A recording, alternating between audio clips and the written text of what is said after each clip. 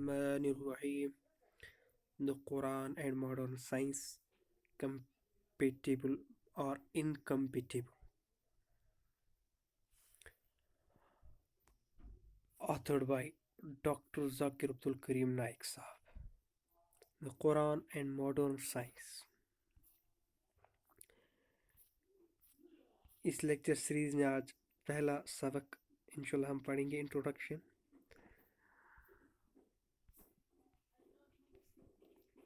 ये जो किताब लिखी है डॉक्टर अब्दुल जाकिर अब्दुल करीम नाइक साहब हाफिज़हुल्लाह ताला ने, इसको हम पढ़ते हैं, समझते हैं. अल्लाह तबारक व तआला हमारे इल्म में इजाफ़ा कर दे. Rabbi ज़िदनी इल्मा, rabbi ज़िदनी इल्मन नाफ़िआ. इंट्रोडक्शन देखिए. Ever since the dawn of human life on this planet, man has always tried to understand nature, his own place in the scheme of creation, and the purpose of life itself. जब से इंसान की ज़िंदगी इस miracle planet पर यानी कि अर्थ पर तुलू हो गई, डान हो गया, इसका शुरू हो गई, man has always tried to understand nature, his own place in the scheme of creation, and the purpose of life itself. इंसान की फितरत रखी है अल्लाह सुब्हानहू व तआला ने कि इसने हमेशा से कोशिश की है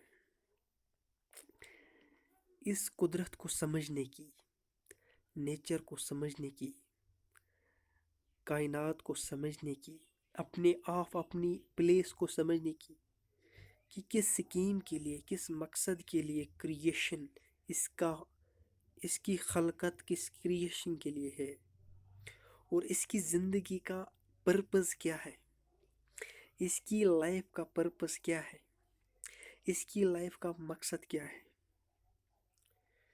In this quest for truth, spanning many centuries and diverse civilizations, organized religion has shaped human life and to a large extent has determined the course of history. सच की क्विस्ट में, सच की तलाश में, सच की सर्च में कई सारी सेंचुरीज, 100 साल, 200 साल, 1000 साल और कई सारी डाइवर्स अलग अलग सिविलाइजेशंस इंसान की लाइफ में आ गई. मज़हब का कंसेप्ट, मज़हब इस इंसान में आता रहा. While some religions have been based on written text, कुछ मज़हब किताबों पर मबनी हैं जो उस मज़हब के फॉलोअर्स हैं वो क्लेम दावा ये करते हैं कि ये डिवाइनली इंस्पायर्ड है, कि ये हमारा इंस्पायर्ड नहीं है, हमारा बनाया हुआ नहीं है, ये हमारे लिए रखा गया है डिवाइनली, कुदरती तौर पर. जबकि कुछ मज़ाहिब टोटली सोलली ह्यूमन एक्सपीरियंस पर रिलीड है. अल कुरान जो किताब ज़िंदगी है, किताब हिदायत है, जो सच्चाई हिदायत की राह दिखाता है. अल कुरान यहदी इलल खैर, जो खैर की तरफ बुलाता है. The main source of the Islamic faith is a book believed by its followers, the Muslims, to be completely of divine origin. हम मुसलमान, हमारा जो इस्लामिक फेथ है, बिलीफ है, मज़हब है, दीन है, हमारा ये अक़ीदा है, भरोसा है, फेथ है कि ये किसी इंसान की अपनी किताब नहीं है, ये इसका डिवाइन ओरिजिन है, ये आसमानी किताब है, ये एक सुपर पावर का दी हुई किताब है. Muslims also believe that it contains guidance for all humankind. اور مسلمانوں کا یہ بھی عقیدہ ہے، یقین ہے، ایمان ہے کہ اس میں پورے انسانیت، ہر انسان کے لیے ہدایت ہے، گائیڈنس ہے، ٹرو گائیڈنس ہے فار آل مین کائنڈ.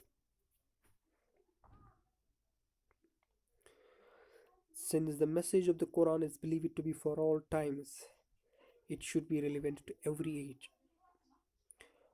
قرآن قیامت تک کے لیے، کہ قیامت تک آنے والے لوگوں کے لیے ہدایت ہے.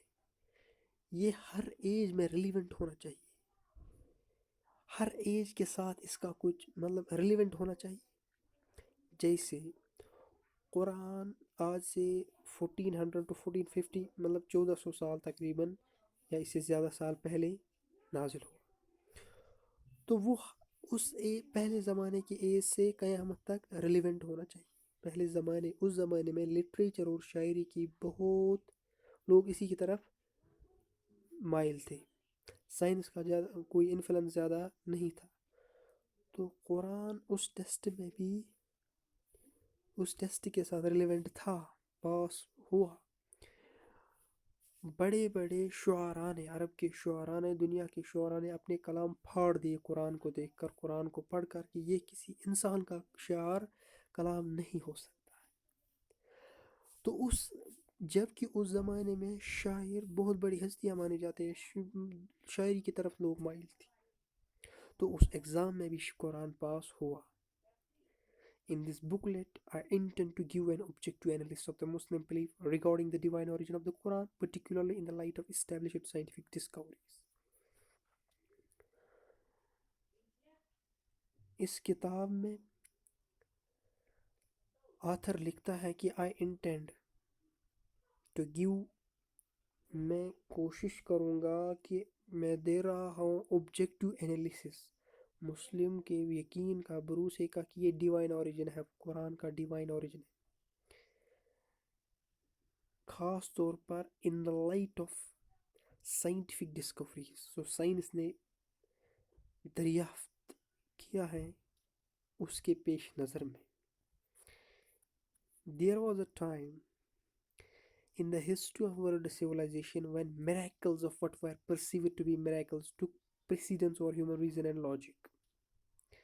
زمانہ گزرا ہے انسان پر، ہیومن سویلائزیشن، ورلڈ سویلائزیشن کی تاریخ میں، جب میریکلز، معجزات،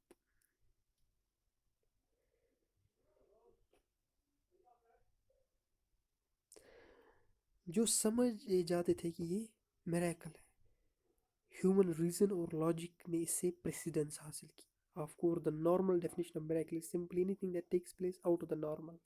میریکل معجزہ کیا ہوتا ہے؟ معجزہ کہ نارمل کورس آف لائف سے ہٹ کر کوئی چیز ہو، and for which humankind has no explanation, جس کے لیے ایکسپلینیشن کچھ سائنٹیفک فیکٹ نہیں ہوتا ہے. However, we must be careful before accepting something as a miracle.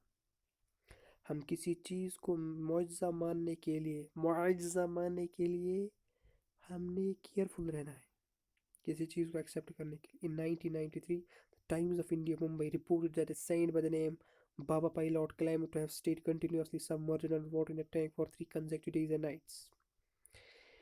India کے ایک اخبار میں چھپا 1993 میں، ٹائمز آف انڈیا ممبئی، کی ایک سینٹ درویش جس کا نام تھا بابا پائلاٹ، اس نے یہ دعویٰ کیا ہے کہ وہ سبمرجڈ رہا، واٹر کے انڈر رہا 3 دن 3 رات تک برابر، لگاتار، continuously. However, when reporters wanted to examine the bottom of the tank of water in which he claimed to have performed his miraculous feat, he refused to let them do so. لیکن جب reporters نے ایگزامائن کی کوشش کی کہ یہ سچ ہے یا جھوٹ ہے، تو اس نے پروف دینے کے لیے انکار کیا. He argued by asking as to how one could examine the womb of a mother that gives birth to a child. اس نے یہ بحث چھیڑی کہ اس کا ایگزامائن کون کر سکتا ہے.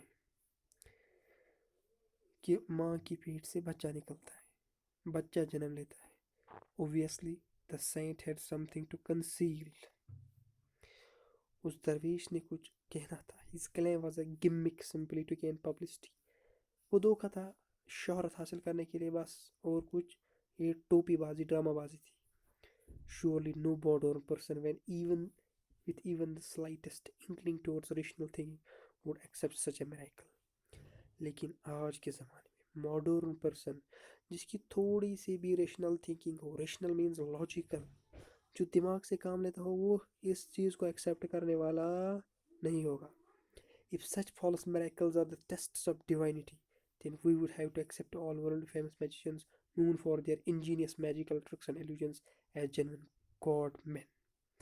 اگر یہی جھوٹے دعوے، جھوٹے معجزات ڈیوائنٹی کے ٹیسٹس ہوتے تو ہمیں سب جادوگروں، میجیشنز کو نعوذ باللہ خدا تصور کرنا تھا.